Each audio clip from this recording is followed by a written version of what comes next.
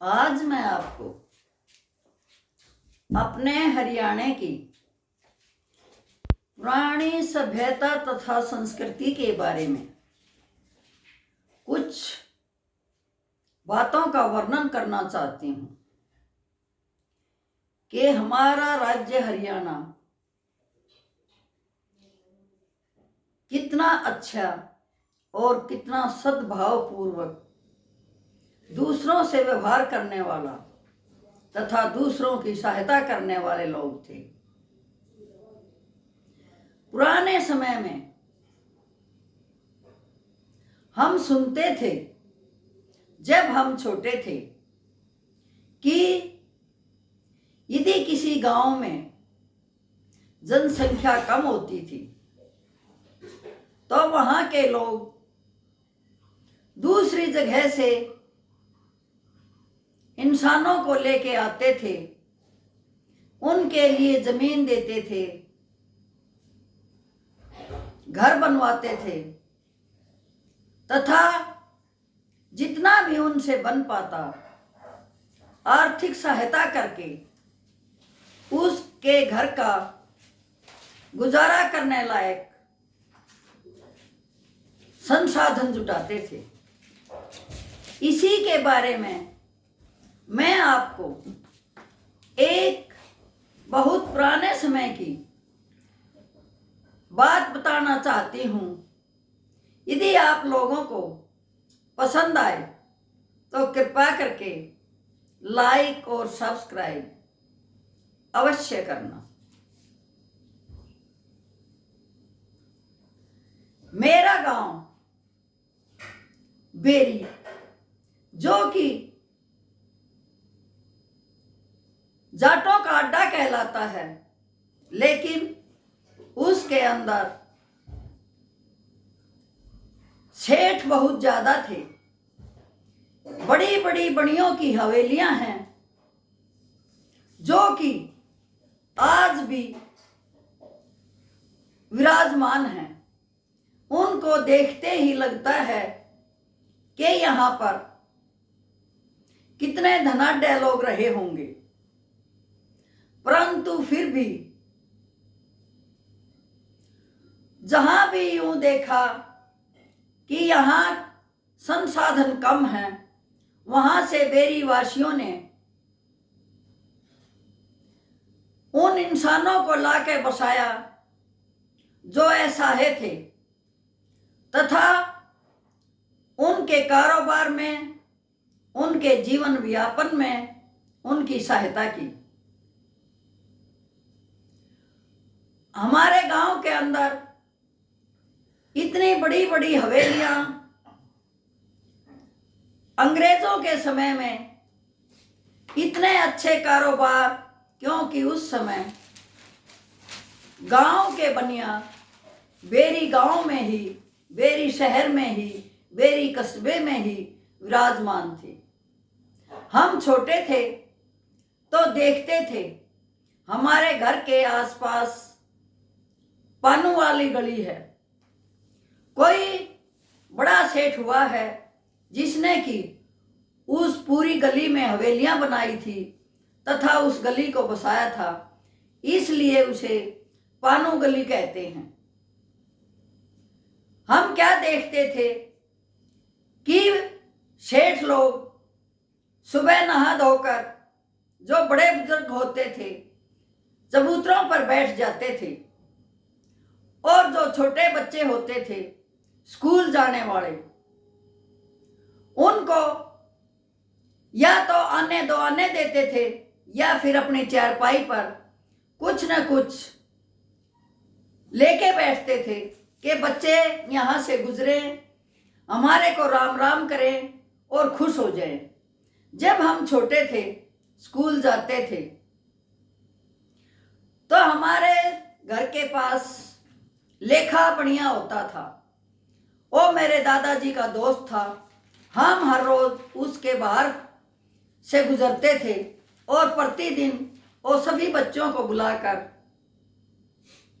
कभी घूंघटे देता, कभी टॉफियां देता या कभी कभी घर में बनी हुई मिठाइयाँ भी देता था। हम बहुत खुश होते थे कि बाबा ने आज हमें ये चीज़ दी, आज हमें वो चीज़ दी। हम जानबूझकर सभी बच्चे उनके बाहर खेलने जाते थे और बाबा हमें बुला लेते थे और कुछ न कुछ जरूर देते थे।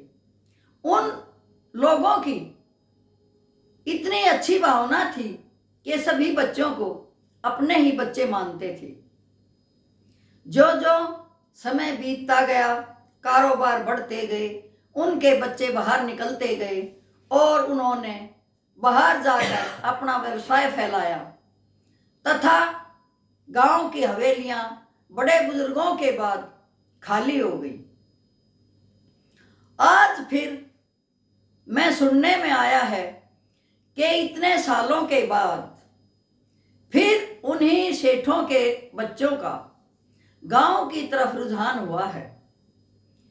उनकी जो पुरानी हवेलियां थी तकरीबन खंडहर हो चुकी हैं, लेकिन आज फिर वो पर्यावरण को देखते हुए शहरी लाइफ से तंग आकर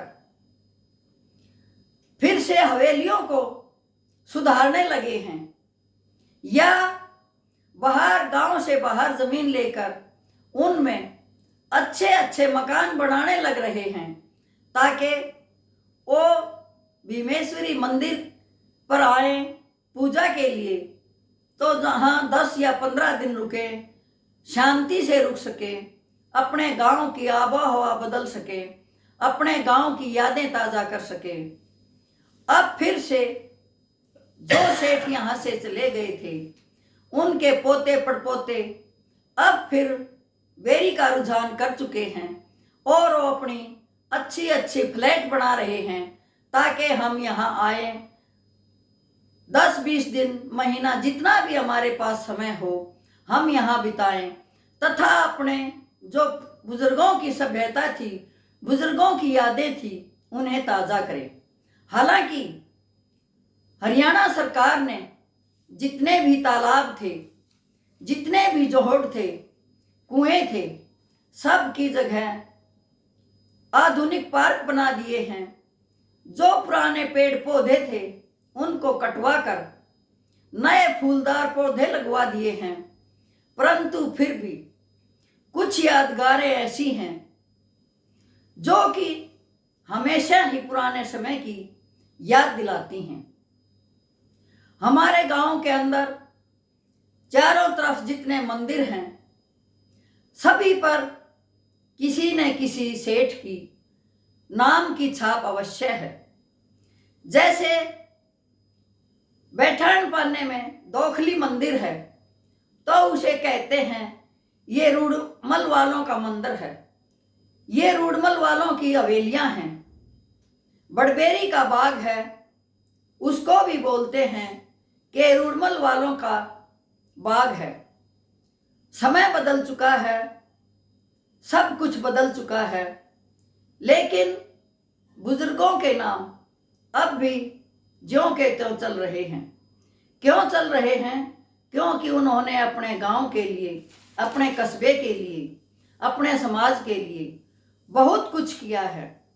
तालाब बनवाए, कुएं खुदवाए, मंदिर बनवाए, बाग लगवाए ताकि वहाँ की जनता अपना गुजारा कर सके, धार्मिक भावना को जागृत कर सके, धार्मिक होने का ये भावना रख सके कि जहाँ मंदिर होंगे वहाँ हर एक हिंदू का सर जरूर झुकेगा, वहाँ जोत बत्ती भी लगेगी, आरती भी होगी।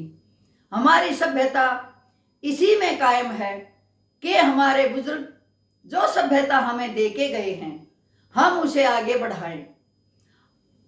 कुछ समय ये सभ्यता बीच में लुप्त होने को थी, लेकिन आज की जनरेशन ने जो बाहर निकल चुके थे फिर ये सोचा है कि हम क्यों न अपने बुजुर्गों की विरासत को अच्छा करें और उसके लिए इतना अच्छा करें कि उनका उसका नाम बरकरार रहे, क्योंकि हमारे देखते देखते ही हमारे छजान पाने में जो जानकी दास की हवेली थी,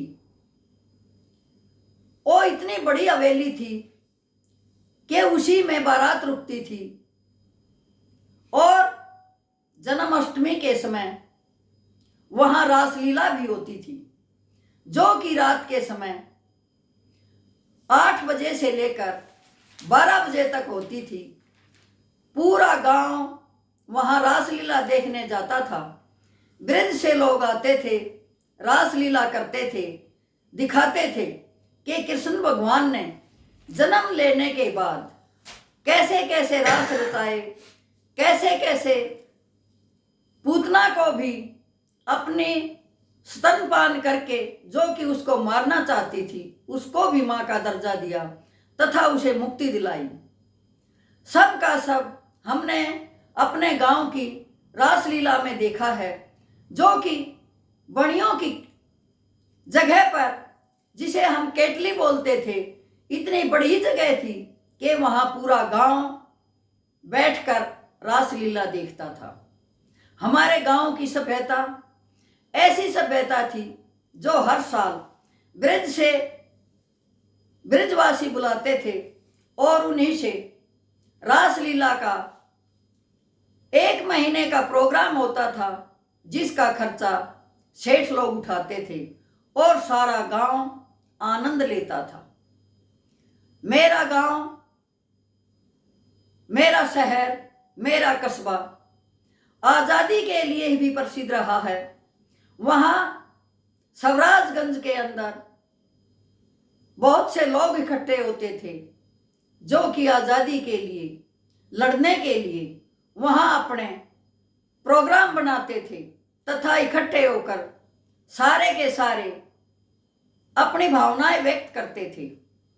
हमारे गांव के बाहर अंग्रेजों के समय का बंगला होता था, जिसमें कि अंग्रेज लोग भर्ती किया करते थे, क्योंकि उन्हें तो ये था कि नौजवान दूसरे देशों में हमारे लिए लड़ाई लड़े, हथियार वापिस आना चाहिए, नौजवान बेशक आए या ना आए। उनकी भावना हमारे प्रति ऐसी थी, लेकिन लोगों की भावनाएं जागृत हो चुकी थी और सवराजगंज के अंदर इकट्ठा होकर सारी योजनाएं बनाते थे। हमने देखा कि हमारे गांव में, हमारे घर के पास ढोला बनिया होता था, जो कि दूध का व्यापार करता था। उसको इतना साहस था उसके अंदर, यदि हम ये कहते कि ताऊ ढोला कांग्रेस का ये हो गया, हमारे पीछे पड़ जाता था और कहता था कांग्रेस के बारे में कुछ नहीं बोलोगे। हमने ये पार्टी स्थापित की है, देश को लड़ने के लिए तैयार किया है। हम देखते थे कि हम जब छोटे थे तो कई कई बड़े बूढ़े आज़ादी की बातें करते, हमने ये किया, वो किया, अपने गांव के लिए किया, अपने देश के लिए किया। हम उस परिवेश में पैदा हुए, उस परिवेश में पले, इसलिए थोड़ा बहुत उस सभ्यता का हमें ज्ञान है। हम देखते थे, हमारे दादाजी बताते थे कि हमने फलां को लाके बसाया, उसके लिए थोड़ी जमीन दी, उसका घर बनवाया तथा आज वो धन धान्य से भरपूर है। जो लोग हमारे बुजुर्गों ने गांव में लाकर बसाए, आज उनके पोते पड़पोते बहुत धनाढ्य हैं तथा बहुत से तो विदेशों में बस गए हैं तथा अपने गांव में अवश्य आते हैं और अपने गांव की याद हमेशा रखते हैं। यही थी मेरी पुराने समय की, मेरे गांव की सभ्यता के बारे में बातें। यदि आपको पसंद आए तो कृपया करके लाइक और सब्सक्राइब कीजिए तथा दूसरों को शेयर भी कीजिए। धन्यवाद।